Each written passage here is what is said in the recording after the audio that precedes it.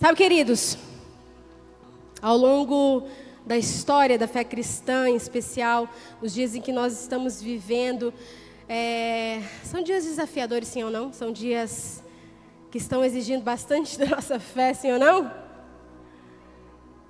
Principalmente nesses dias, nós temos visto muitas pessoas desanimadas na sua fé, muitas pessoas feridas, magoadas, desencorajadas, magoadas até pelas circunstâncias da vida, porque tentam, muitas vezes não conseguem, muitas vezes se sentem injustiçadas diante de muitas coisas, sim ou não, gente? A política às vezes não deixa a gente com essa sensação de injustiça, assim, e a gente fica clamando, Deus, levanta aí, Senhor! Quantas situações têm nos feito sentir dessa forma? Nós estamos vivendo dias onde muitas pessoas estão perdendo o brilho da sua fé. Nós viemos aí ao longo de algumas semanas ministrando aos irmãos a respeito de fé. Amém? Quantos estavam aqui nessas últimas 3 semanas? E nós derramamos aqui palavras do céu sobre a sua vida acerca de fé. Porque, queridos, é importante que a nossa fé esteja fortalecida no Senhor e na força do seu poder. Porque senão ela vai ficando embotada, enfraquecida. Sabe, como que desgastada pelos efeitos da vida. Muitas vezes, queridos, nós estamos assim. Você já viu um carro velho?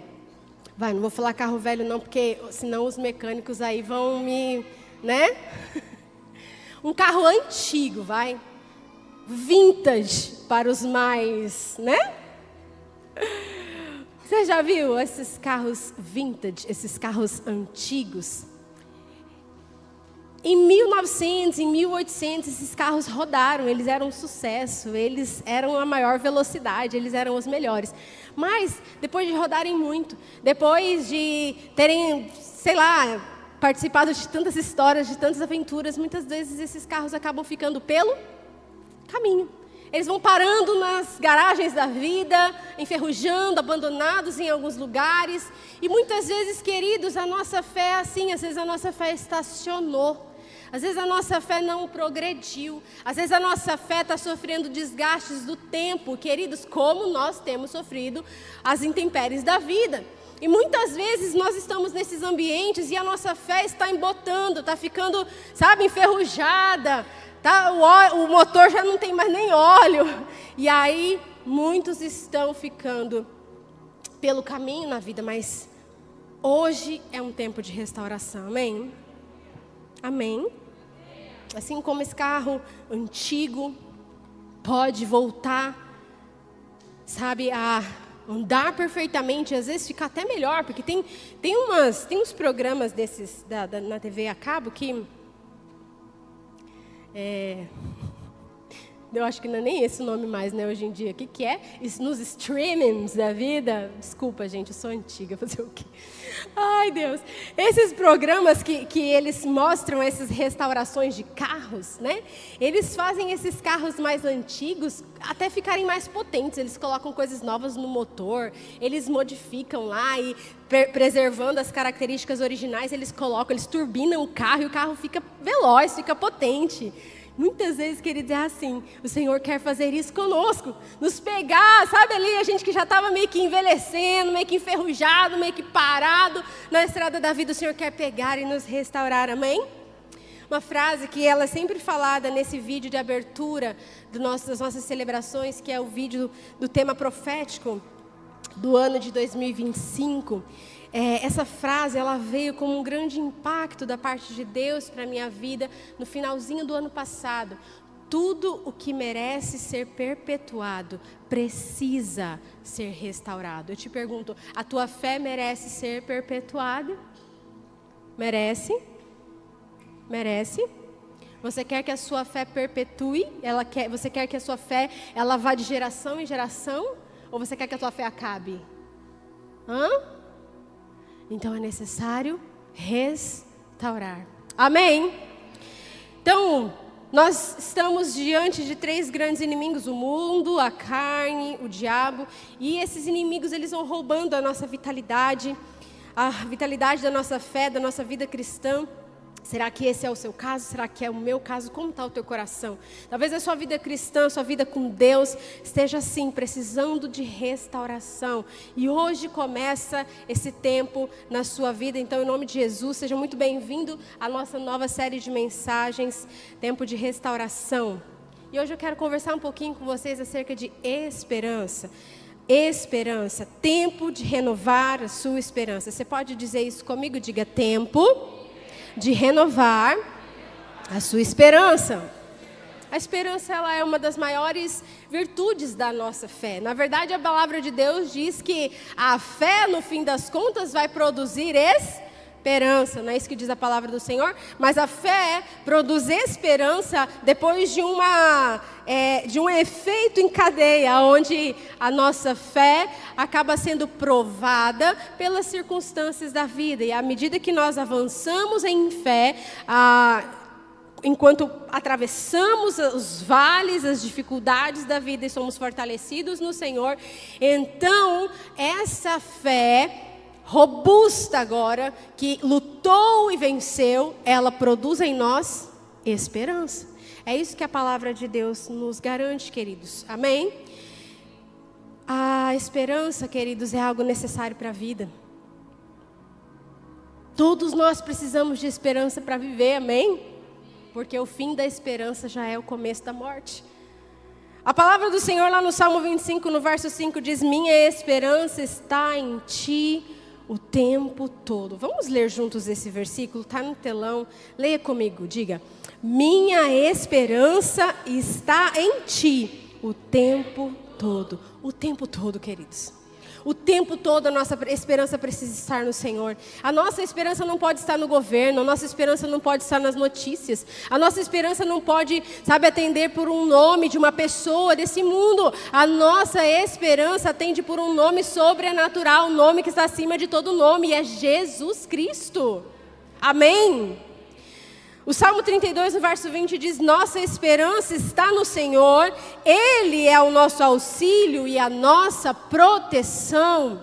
Você não precisa andar com medo, você não precisa ter, perturbações, você não precisa viver refém de dúvidas, de incertezas, porque se a sua esperança está no Senhor, Ele é aquele que nos auxilia e aquele que nos protege. Como é importante conhecermos a palavra do Senhor para que em meio às circunstâncias da vida nós possamos ajustar o nosso coração, sim ou não? Eclesiastes no capítulo 9, no verso 4 vai dizer: quem está entre os vivos tem esperança, até um cachorro vivo é melhor do que um leão morto. Eu amo a palavra de Deus, sempre tem um pouco de bom humor nela, fala a verdade. Queridos, por que esse texto? Porque enquanto a vida, a esperança. Respira aí, vai. Enche o pulmãozão de ar, vai.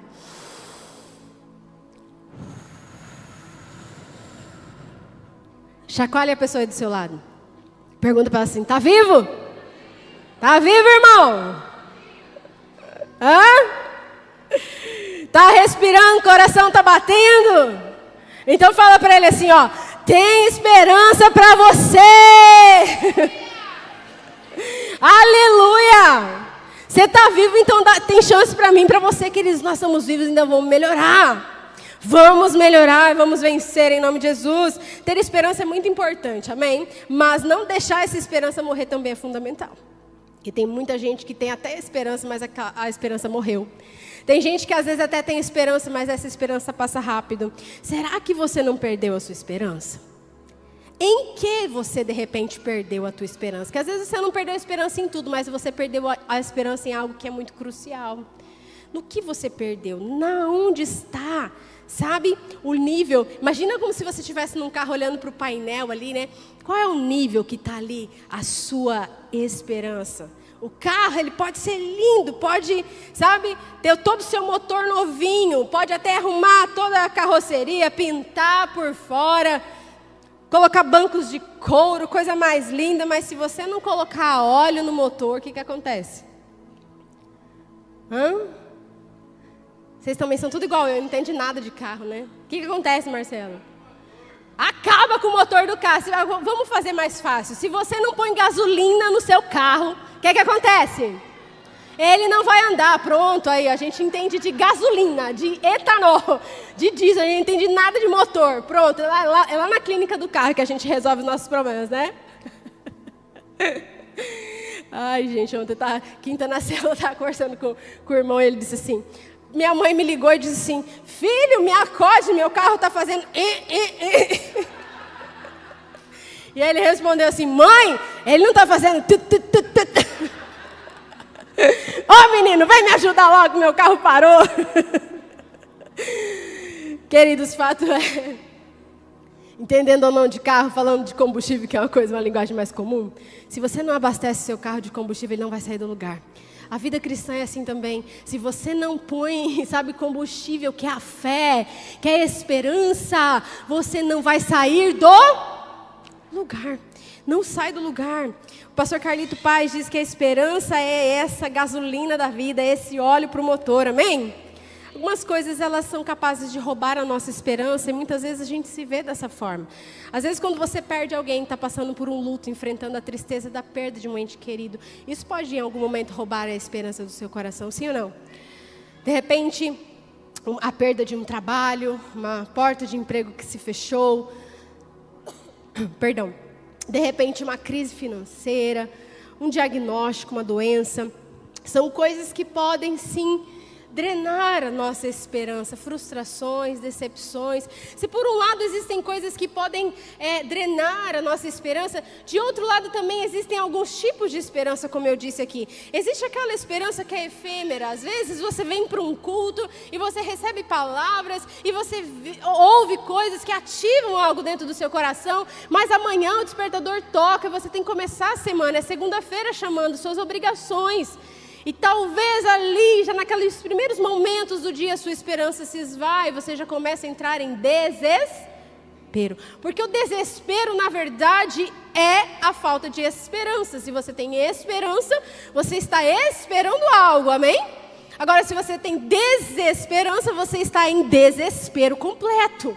Agora, diga para mim, se o mundo em que nós vivemos, com tantas notícias ruins, muitas vezes, queridos, e eu vou arriscar dizer que o volume de notícias ruins que nós temos acesso durante um dia é muito maior do que os de notícias boas, vocês não acham? Se você ouve, se você pega ali, você tem acesso as notícias, né, no seu smartphone, se você ainda vê a televisão, você vai ver que é um monte de notícia ruim. Aí no fim eles põem lá uma coisa lá do futebol, né, uma notícia boa lá, e aí para você ficar menos arrasado. É desse jeito que é. É desse jeitinho que é. E se o algoritmo já percebeu que você gosta de tragédia, suas notificações nas suas redes sociais vai ser tragédia, tragédia, tragédia, tragédia, e um vídeo engraçado para você rir um pouquinho e achar que tudo vai ficar bem. Não é assim? Queridos, a esperança é o combustível no motor da nossa vida cristã. E hoje é um tempo de restaurar a fé e a esperança dentro de nós. Deus está aqui, amém? Deus está aqui. Isso que é importante. Eu não sei quem não veio, eu não sei quem faltou, eu sei que Deus está aqui. Amém? E se Ele está aqui, irmãos, pronto, a festa está pronta. Deus está aqui. E Ele quer restaurar a nossa esperança nessa noite. Amém? Aleluia. Nós precisamos cooperar com Deus. Sabe o que eu vejo às vezes? Deus quer fazer o melhor. Deus tem planos para nós. Deus quer renovar a nossa esperança, mas a gente não coopera no processo. Sabe o que eu observo na minha casa? Eu aprendo demais com Deus cuidando dos meus filhos. São as riquezas da minha vida. Meu maior tesouro e meu maior desafio, irmãos. Tem dia que eu arraso sendo mãe. Tem dia que ser mãe me arrasa completamente. O importante é que a gente está sempre arrasando. Não é assim? Ai, Deus. O Levi está naquela fase maravilhosa que ele já descobriu quando ele está com as fraldas sujas. E ele vem correndo e já avisa a gente que ele precisa trocar a fralda. Mamãe, tem cocô. Mamãe, trocar a fralda. E aí quando você vai pegar o bichinho para trocar a fralda, ele sai correndo de você. Porque ele sabe que precisa trocar, mas ele não quer passar pelo processo. Como se isso fosse desagradável só para ele, né? Mas ele não quer passar pelo processo. Nós muitas vezes somos assim com Deus. Deus, tem caquinha aqui. Deus, eu preciso de ajuda aqui. Deus fala, vem cá, deixa eu te ajudar. Ai, não mexe não. Ai, deixa para lá. Peraí, vamos esperar então a próxima conferência. Não, Senhor, vai. Não é assim? Porque muitas vezes nós queremos ser ativados em áreas da nossa vida espiritual, mas nós não queremos pagar o preço que isso vai nos render. Queridos, Deus tem planos de esperança para nós. Olha o que diz a palavra lá em Jeremias 29:11. Porque eu sou o Senhor, eu que conheço os planos que tenho para vocês, planos de fazê-los prosperar e não lhes causar dano, plano de dar-lhes esperança e um futuro. Esses são os planos de Deus para mim e para a sua vida. Não importa o que as notícias, o que o jornal, o que vai sair amanhã. Não importa, porque, queridos, esta palavra aqui, ó, ela é mais atual do que as notícias que vão sair nessa próxima semana. E esta palavra aqui garante para mim e para você que o Senhor tem para nós esperança e um futuro. Aleluia! Por isso há esperança para o seu futuro, declara o Senhor lá em Jeremias 31:17. Mas mesmo assim existem pessoas vivendo sem esperança, pessoas vivendo desesperançadas. Olha o que diz a palavra de Deus num certo dia ali, atravessando por uma crise de fome, uma crise financeira, uma crise de abastecimento lá no reino de Israel. O rei Jorão disse o seguinte, lá em 2 Reis, no capítulo 6, no verso 33. Esta desgraça vem do Senhor, porque devo eu ainda ter esperança no Senhor? Olha o desespero desse homem. Deixa eu dizer, tem muitas circunstâncias na nossa vida, queridos, que a gente entra em colapso. Tem situações em que nós mesmos entramos, sim ou não? A maioria dos problemas que muitas vezes nós estamos enfrentando na nossa vida, fomos nós mesmos que criamos. Sim ou não? E aí a gente olha a situação difícil, a gente fala assim, Deus, como é que eu vou ter esperança? Se eu sei que eu estou vivendo a consequência do erro que eu tive. Se chegou a fatura do cartão que eu gastei um monte, agora eu não dou conta de pagar, como é que o Senhor ainda vai ter misericórdia de mim e me ajudar? Era mais ou menos isso que esse rei estava clamando diante do Senhor. Eu sei que isso tudo vem da tua mão, Senhor. Como eu posso ainda ter esperança? Só que, queridos, as circunstâncias não podem determinar se você vai ter esperança ou não.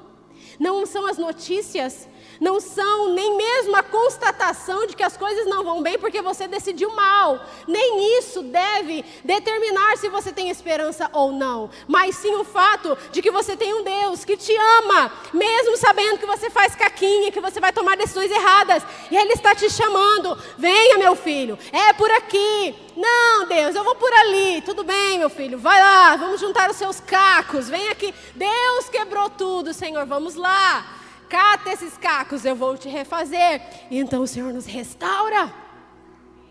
Eu não sei você, queridos, mas esse amor me constrange. Essa graça, ela me atinge de uma forma tão poderosa. Como o Senhor pode nos amar tanto assim? E Ele vem e nos restaura. Viver desesperançado é muito pesado, é muito difícil. Olha o que a palavra de Deus diz lá em 1 Tessalonicenses 4:13. Irmãos, não queremos que vocês sejam ignorantes quanto aos que dormem, para que não se entristeçam como os outros que não têm esperança. A esperança, como eu disse, queridos, ela é necessária para a vida, e o fim da esperança é o começo da morte. Nós somos o povo na terra que tem esperança mesmo diante da morte. Nós somos um povo, queridos, que num velório nós cantamos ao Senhor. Deus me deu, Deus tomou, bendito seja o nome do Senhor. Nós somos um povo que diante da morte, do luto, nós ainda assim conseguimos agradecer ao Senhor, porque a palavra de Deus diz, em tudo dai graças. Mesmo na dor da partida de alguém que se ama, nós que somos filhos de Deus, que carregamos Jesus Cristo dentro de nós, temos esperança. Essa semana eu estava ali num distrito próximo de Tangará da Serra, onde nós estamos revitalizando um trabalho de ação social com algumas senhoras que fazem artesanato, e ali nós estamos atingindo a vida delas, os seus familiares. E eu estava ali nessa semana que passou, e eu estava ali conversando com uma mulher. E ela disse, eu faço crochê, mas num acidente de trabalho perdi 2 dedos. E são exatamente os dedos que precisam segurar a agulha do crochê. Mas essa mulher superou, né?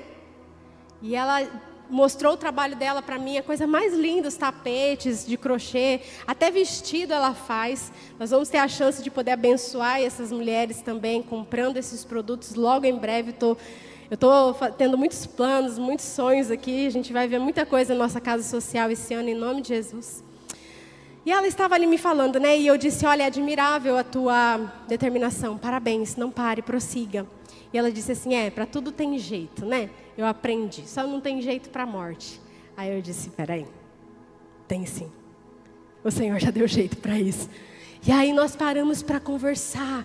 E eu pude falar do amor de Jesus. Porque o nosso Deus, Ele deu jeito para aquilo que o mundo pensa que não tem jeito mais. Mas Deus já deu jeito para a morte, sim. Ele venceu a morte. E porque Jesus venceu a morte, nós podemos ter esperança em uma vida eterna com Ele. Amém?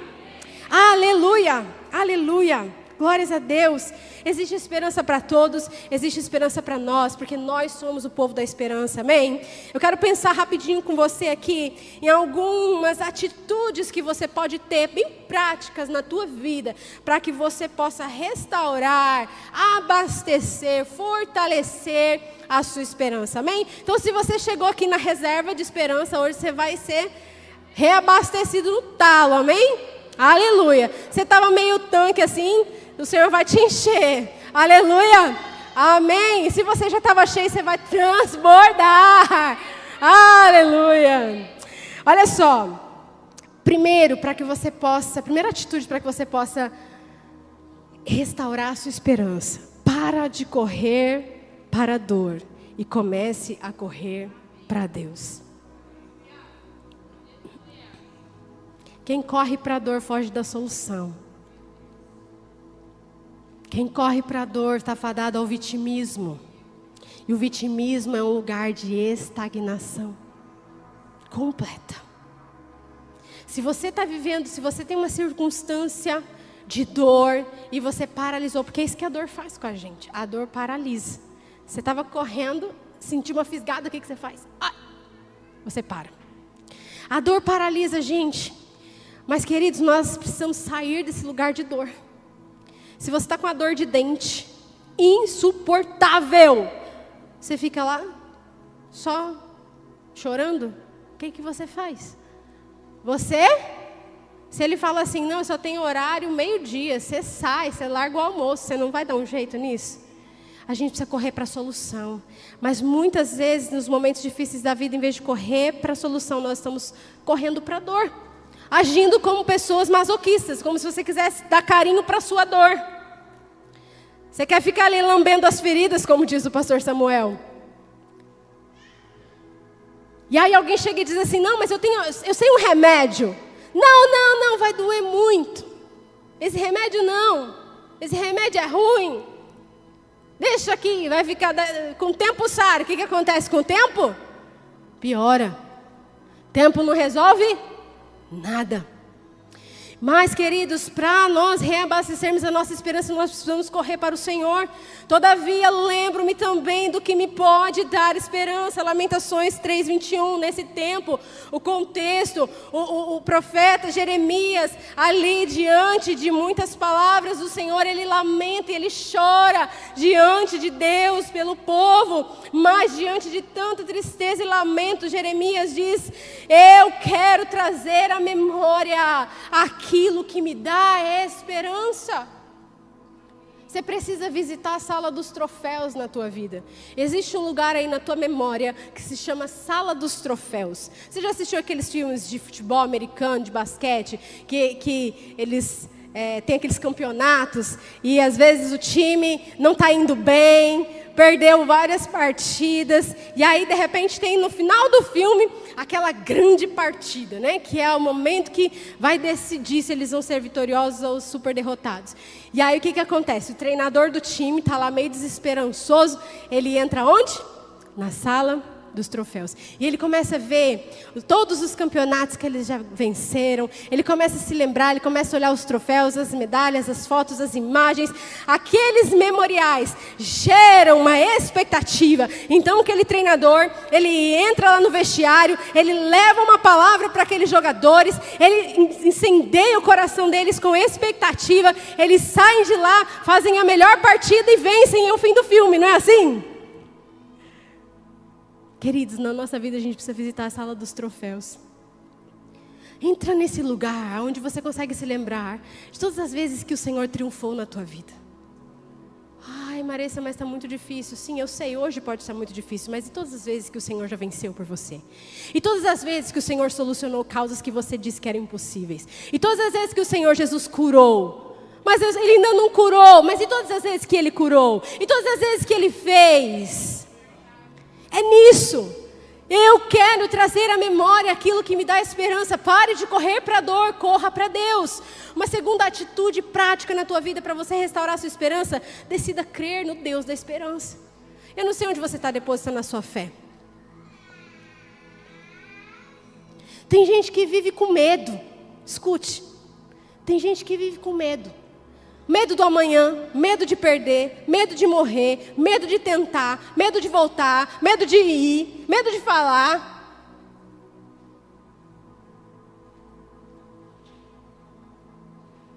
O medo é a fé no Deus errado. Você tem fé. Quem tem muito medo, tem muita fé, mas tem fé no Deus errado. Troca isso hoje. Comece a crer no Deus da esperança. Para de crer no medo. Pare de acreditar nas mentiras de Satanás. O que acontece conosco é que quando um pensamento vem na nossa mente, e eles vêm o tempo todo, não é só com você, tá? Respira aliviado aí. Às vezes vem um pensamento de morte, um pensamento ruim. Às vezes a gente está numa boa, gente, está lá lavando vasilha, daqui a pouco pensa assim: e se as crianças, e se acontecer um acidente? E se meu marido morrer? E se acontece um trem na estrada? Meu Deus! Aí o medo, já o coração acelera. Não é assim? E se não der para pagar as contas esse mês? Aí você já entra numa ansiedade. Você está tendo muita fé no medo. Sabe o que acontece com isso? Comigo e com você? É que o pensamento vem e a gente se sujeita muito rápido a ele. Ei, escute. Pense naquilo que você está pensando. Foi isso mesmo que eu disse. Pense no que você está pensando. Esse pensamento que você está aí com ele na tua cabeça, que talvez é te trazendo aflição, medo, desespero. Esse pensamento, ele é de Deus? Esse pensamento é de você mesmo? Você pensaria uma coisa dessa? Então por que você está pensando? Pega isso, joga no lixo. Dá uma descarga nele. Pense nas coisas do alto. Finalmente, irmãos, tudo que é puro, tudo que é verdadeiro, tudo que é amável, tudo que é de boa fama, tudo que traz louvor, pensem nessas coisas. Queridos, a nossa vida de pensamentos, ela precisa ser muito ativa e não passiva. Nós estamos muito passivos na nossa vida de pensamentos. E, por que isso é tão importante, pastor? É fundamental, porque se você pensa, logo você é. A palavra de Deus diz. Se você pensa, você é. Você pensa tanto de uma forma pequena, você se torna pequeno. Você pensa que você é incapaz, você começa a agir como uma pessoa incapaz. Queridos, o Senhor Jesus pagou um preço na cruz por nós para nos dar uma herança. E essa herança é como a terra prometida. Me escute em nome de Jesus. O Senhor entregou para eles uma terra que manava leite e mel. Assim como na cruz, Jesus entregou para nós filiação, paternidade, reino, herança em vida. Não só depois da morte, mas aqui e agora. Para sentar nos lugares com Cristo em Efésios, lembra? Então, escute.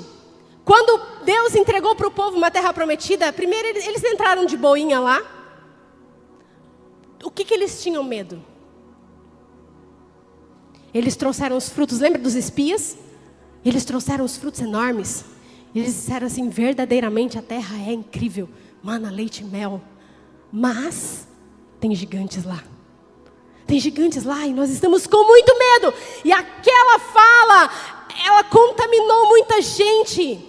Assim como Jesus, na cruz, ele já pagou o preço. Ele tem a solução. Terceira atitude para você restaurar sua esperança: ande com integridade. Com integridade de conduta. Deixa eu te dizer uma verdade: nada que não venha de Deus vai trazer solução para a sua vida. Então permaneça com o seu caráter íntegro. Momento de crise, momento de dificuldade é muitas vezes onde o nosso caráter é testado. É onde alguém chega para você e fala assim, ó, deixa eu te falar, tem um jeitinho de você resolver isso aqui. Faz assim, vem por aqui. Tem um atalho, sabe? São nesses momentos de crise, desespero, aonde a nossa integridade é testada. Nada que não venha de Deus não vai trazer solução. Pelo contrário, vai trazer mais desgraça, vai trazer mais problemas, vai trazer mais tormento, tristeza e sofrimento. Calma! Não se perca por propostas. Fica no seu propósito. Quem fica no propósito sabe dizer não. Para você viver o seu propósito, você vai ter que aprender a dizer muitos nãos na sua vida. Não negocie o que é inegociável. Mantenha a integridade do seu caráter. Porque aquilo que parece que é a porta da esperança, às vezes é a porta do inferno na tua casa. Tome cuidado. Tome cuidado com soluções mágicas, com prosperidade repentina, com promessas que muitas vezes não vão trazer aquilo que você precisa para dentro da sua casa. O Salmo 25, no verso 21, diz que a integridade e a retidão me protejam, porque a minha esperança está em Ti. A minha esperança está em Ti, não nas promessas de homens, Senhor. Então que a integridade e a retidão me protejam, Senhor, para que eu veja firme na fé a solução disso, da Tua mão, Senhor. Da Tua mão, Senhor. É da Tua mão que vai vir a provisão. A gente não se alimenta de migalhas que qualquer um possa nos dar, queridos. Nós nos alimentamos da mão de Deus. É Ele quem dá para aqueles que esperam nele. Aos seus amados Ele dá enquanto dormem. Tem um descanso que ele é de Deus para todo aquele que confia e tem esperança no Senhor. Aquele que confia no Senhor consegue deitar, dormir tranquilo e saber que Deus está fazendo. Deus está cuidando. E isso não traz para nós um descompromisso do tipo assim, deixa a vida me levar. Não é isso. Porque quem entende que Deus é com você, você trabalha como se tudo dependesse de você, mas você ora como se tudo dependesse de Deus. Não é para ser passivo, é para pôr a mão na arada e não olhar para trás, é para trabalhar, é do suor do teu rosto que você vai comer, é o que a Bíblia diz. Mas você não vai colocar na sua força do seu braço a sua esperança, mas na mão do Senhor. Não confie na extorsão, nem ponha a esperança em bens roubados. Se as suas riquezas aumentam, não ponham nelas o seu coração. Quem anda na verdade anda atrás da esperança. Amém, queridos? Quarta atitude prática que você pode ter para renovar a sua esperança: fundamente a sua vida na palavra de Deus. É aquilo que eu estava dizendo para você sobre os pensamentos. O que tem habitado a tua mente, muitas vezes são pensamentos malignos. Muitas vezes. Nós precisamos povoar a nossa mente com a palavra de Deus. Da tua palavra coloquei a minha esperança, é o que diz o Salmo 119, 81. O Salmo 119 vai falar muito sobre meditar na palavra de Deus. Queridos, meditação não é algo das religiões orientais. Não. Isso é algo da palavra de Deus para nós. Se você ler os termos da palavra de Deus, principalmente nas versões mais antigas da palavra, você vai encontrar muitas e muitas vezes a orientação de Deus para nós, para que nós venhamos meditar, ruminar. A palavra meditação é muito forte. Medite na palavra de Deus. Olha só o que está escrito. Pois tudo que foi escrito no passado foi escrito para nos ensinar, de forma que por meio da perseverança e do bom ânimo, procedentes da onde? Das Escrituras, mantenhamos a nossa esperança. É na palavra de Deus que tem que estar a nossa esperança, queridos. A palavra de Deus tem centenas de promessas para nós. Centenas. E eu pergunto a você, será que você conhece as centenas de promessas que a palavra de Deus acerca da tua casa, acerca da tua vida, acerca dos teus filhos. A palavra meditar no original, ela também significa rosnar. E eu amo essas coisas, porque de forma muito profética, o Senhor tem me levado em 2025 a rosnar em cima das minhas promessas. Sabe como aquele leão, que ele está em cima da presa dele, assim, você já assistiu aqueles documentários? Ele está na presa, assim, ele está ali, ó, ele vai comer, ele pegou. Aí vem alguém, vem um outro leão, vem um outro bicho, e ele nem tira a boca da presa que ele pegou, mas ele olha e rosna. Meditar é rosnar em cima das tuas promessas. Quando, sabe, vierem os inimigos querendo roubar aquilo que o Senhor já te deu, rosne sobre as suas promessas. Não vou abrir mão, não vou largar, o Senhor me deu. Ei, aleluia, aleluia. Medite na palavra, conheça a palavra, ame a palavra, viva a palavra. Quinta atitude para que você possa renovar a sua esperança: nunca coloque a sua esperança no dinheiro. Olha o que diz a palavra do Senhor: nem imponham sua esperança na incerteza da riqueza, mas em Deus, que tudo nos provê ricamente para as nossas satisfações. Tem gente que pensa assim: se eu tivesse mais dinheiro eu poderia ofertar mais. Está tudo errado. Mentalidade governada por mamão. Se esse mês as coisas tivessem ido melhor lá no meu estabelecimento, eu poderia ofertar. Pensamento errado. Quem quer colher, primeiro planta. Amém? Plante. Não ponha sua esperança em dinheiro. Tem gente que só fica em paz se ele vê lá, abrir o aplicativo do banco e tiver tudo certinho lá. Se a sua paz está no dinheiro, você não está servindo a Deus, está servindo mamão. Você vem para a igreja, levanta a mão. Olha, escute isso. Canta canções. Você entrega seu dízimo. Mas você está só entregando um dinheiro aqui, que vai ser muito usado para muita coisa. Mas o Senhor mesmo não está recebendo nada. Porque se a tua paz está na quantidade de cifrões que tem lá na sua conta bancária, então você não está servindo a Deus. Você está servindo a mamão. E a palavra de Deus diz: não tem como servir a dois senhores. E não é o diabo que compete com o trono do nosso coração. Não é o diabo. Não é. Tanto que se você ler os ensinos de Jesus no Novo Testamento, Mateus, Marcos, Lucas e João, se você observar, boa parte dos ensinos de Jesus nem foi sobre céu e inferno. Jesus falou sobre dinheiro. Porque o único que compete com o trono do nosso coração não é Satanás, é o dinheiro, é as riquezas, é mamão. É essa entidade demoníaca que age no dinheiro. Então não ponha sua esperança em dinheiro, não. Senhor, se o Senhor me fizer ganhar tanto, a minha vida vai melhorar. Claro que não. Se você tiver mais de Deus, se você andar mais profundo, mais íntimo dEle, tenho certeza que você vai melhorar, a tua vida vai mudar. As coisas vão acontecer. Tira os teus olhos das circunstâncias, começa a colocar os teus olhos em Deus. Tem gente que fala com Deus só para pedir dinheiro.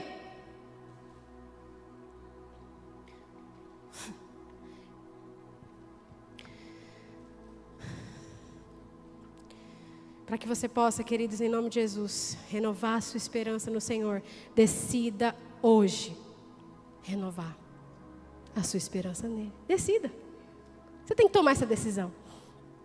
De verdade mesmo?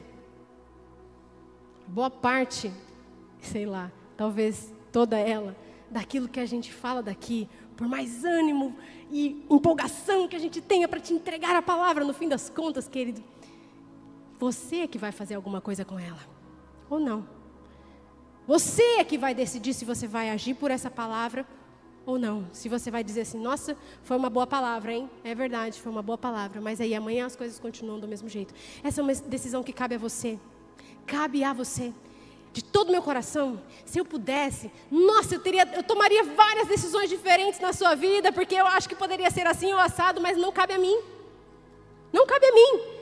A vida é sua, as decisões são suas. Nós vivemos dizendo aqui que nós pastoreamos pessoas livres. Nós pastoreamos uma igreja livre, pessoas livres, você é livre. Nós vamos te instruir, nós vamos te orientar biblicamente, te mostrar, mas no fim quem vai fazer a decisão é você. Então decida hoje renovar sua esperança no Senhor. Decida hoje tirar os seus olhos do dinheiro e colocar os seus olhos em Jesus. Decida hoje tirar os seus olhos da crise e colocar os seus olhos em Cristo, em nome de Jesus. Por isso não desanimamos. Embora exteriormente estejamos a desgastar-nos, interiormente estamos sendo renovados dia após dia, pois os nossos sofrimentos leves e momentâneos estão produzindo para nós uma glória eterna que pesa muito mais do que todos eles. Aleluia! É como se você pudesse colocar numa balança, sabe? As dores, as dificuldades e aquilo que está sendo produzido através delas. É um peso de glória, pesa mais do que qualquer tormento, pesa mais do que qualquer dor. Eu vou viver essa glória com o Senhor. Quando nós rendemos as nossas vidas e deixamos o Senhor soprar vida em áreas de morte, nós vamos viver restauração. Ei, 2025 é o ano da restauração na minha e na sua vida, irmão. Escute o que eu estou dizendo. Nós já estamos em julho, é metade do ano. Passou assim já, não é verdade? Meu Deus do céu, meus meninos já estão tudo de férias, eu estou em desespero. Já foi metade do ano, irmãos. Escute o que eu estou te dizendo. 2025 é o ano da restauração. O que você está vivendo de restauração na tua vida? Depende de um posicionamento seu debaixo de uma palavra profética que foi liberada. Se posicione para a restauração. Olhe para Jesus. É tempo de restauração. O Senhor quer restaurar áreas aonde, na sua vida, áreas da sua vida onde tem cheiro de morte. O Senhor quer liberar um sopro de vida. Eu não sei, de repente é o seu casamento, de repente são os seus relacionamentos, de repente é a sua vida financeira. De repente, é até mesmo a tua comunhão com Deus que se embotou, se apagou. E hoje você fica procurando um e outro para dizer: ei, ore por mim. Ei, será que você tem uma palavra de Deus para mim? O Senhor nos fez um reino de sacerdotes, temos livre acesso a Ele. E você muitas vezes está procurando intermediários, alguém que ore por você, alguém que te dê uma palavra. O que na sua vida precisa da restauração do Senhor é o seu caráter, são suas escolhas, é a tua vida com Deus. Queridos, existem áreas em nossas vidas que precisam ser restauradas. E tudo que merece ser perpetuado precisa ser restaurado. Deus é mestre em transformar desgraça em bênção, em mudar as circunstâncias e nos levar a ambientes de restauração, porque Ele é o mestre da restauração. O Salmo 42, no verso 5, diz: põe a sua esperança em Deus. Então faça essa escolha hoje, em nome de Jesus, em nome de Jesus. Em nome de Jesus, em Hebreus, no capítulo 6, no verso 19, diz: temos essa esperança como âncora da alma firme e segura. Queridos, a esperança na nossa vida é como uma âncora. Você sabe o que uma âncora faz num barco? Cadê o povo que gosta de pescar? Tem que ter âncora um barco, não tem? A âncora faz o barco ficar no lugar. Não é isso? Depois que desceu a âncora, ele não vai sair dali. Pode vir o vento que vier. Pode passar a tempestade que passar. Esse barco não vai sair do lugar. É assim quando nós depositamos a nossa esperança no Senhor. Nós estamos colocando como que uma âncora nele, dizendo: Senhor, está aqui. A âncora da minha alma está firme no Senhor. E eu não saio daqui, Senhor. Eu não desisto de acreditar no Senhor. Eu desisto de desistir, mas eu não desisto de acreditar no Senhor e nas tuas promessas. Se você colocar sua esperança no Senhor, você não vai viver decepcionado. Hoje é um dia de esperança para a sua vida, amém? Que permaneça a esperança, em nome de Jesus. E a esperança, ela não nos decepciona. Romanos 5,5, porque Deus derramou o seu amor em nossos corações por meio do Espírito Santo que Ele nos concedeu. Eu creio mesmo, sabe, queridos, que o Senhor tem hoje para nós um liberar novo de esperança. Só você que crê nisso, que recebe essa palavra da fé, se coloca de pé no seu lugar.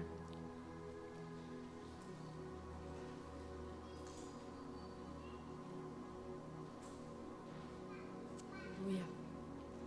Obrigada, Jesus. Eu não posso terminar esse momento aqui com você sem fazer uma pergunta. Eu peço que você feche os seus olhos e que você comece a falar com Deus agora. Ore. Para que você possa ter restaurado na sua vida a viva esperança, você precisa crer no Deus da esperança. E essa é uma escolha, é um posicionamento que você precisa tomar diante do Senhor. Existe alguém que hoje gostaria de entregar a sua vida para Jesus? Eu peço que, se essa escolha que você vai tomar hoje, que você vai fazer nessa noite, levanta a sua mão. Você que quer entregar a sua vida ao Deus da esperança. Onde está você? Eu peço que você levante uma das suas mãos, só para que eu consiga te ver aqui. Alguém da nossa equipe vai chegar pertinho de você, orar com você. Alguém?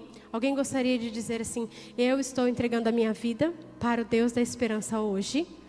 Amém. Todos nós já fizemos isso então? Então, queridos, hoje o Senhor quer restaurar a nossa esperança nele. Amém? Você que de repente chegou aqui já no vermelho, está ali na reserva. Hoje o Senhor vai abastecer você de esperança. De esperança. E tudo que você precisa, sabe, em nome de Jesus, para ver essa esperança restaurada, Jesus já conquistou. Jesus já pagou o preço. E talvez a tua esperança, ela se foi. Talvez a tua esperança morreu, porque de repente você foi decepcionado. De repente você foi deixado. De repente você foi abandonado. Alguém lhe fez promessas e não cumpriu. Eu não sei qual a história que você carrega, qual é a dor que você tem. De repente, você orou e pediu: Deus, cure, mas o Senhor levou. E de repente ali, seu coração fechou e você falou: Senhor, eu te pedi. Eu não sei, querido, qual é a dor que de repente você carrega na tua alma, que faz com que você não tenha mais esperança no Senhor. Hoje Ele quer curar o seu coração. Hoje Ele quer renovar a sua esperança. Hoje Ele quer derramar um bálsamo do céu sobre o seu coração. Aonde foi que sua esperança se esvaiu? Aonde foi que a tua esperança nas promessas de Deus perderam a força? Tem pessoas aqui, o Senhor diz, que carregam promessas tão grandes, tão lindas da parte de Deus, mas você deixou de ter esperança, porque o tempo passou e a promessa não cumpriu. E o Senhor está dizendo para você: eu falei, eu vou fazer. E Ele está dizendo: restaure a esperança nas promessas que eu lhe fiz.